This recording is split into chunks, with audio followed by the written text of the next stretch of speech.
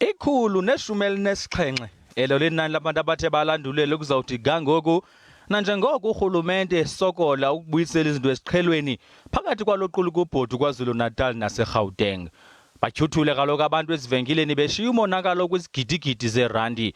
Umphathiswa obambeleyo kwiofisi kamongameli uKhumbudzo Ntshabeni uthi zithandathu iziganeko zokutyhuthula ethe zaqhubeka eGauteng ngaxeshanye KwaZulu-Natal zithande ukuthi xhaxhe noko.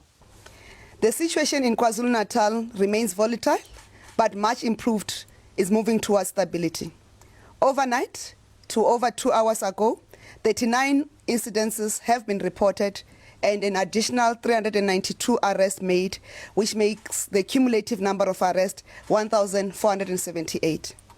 Reported deaths that have been verified as linked to the violence are cumulatively 91 in KZN.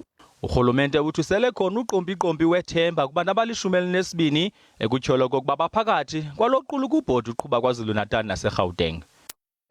Around the 12 alleged instigators, we want to report that one is already in custody and the South African Police Service tracking team has increased the surveillance of the remaining 11. Ntshabeni uthi abaphathiswa becandelo lezokhuselo bakwaZulu-Natal bethetha noluntu kuquka nasePhoenix eThekwini apho kuye wavakala amarhe okokuba kukho ukubukulana ngokobuhlanga. Ndingwabongile Dumako kwiindaba ze-SABC eRhawutini.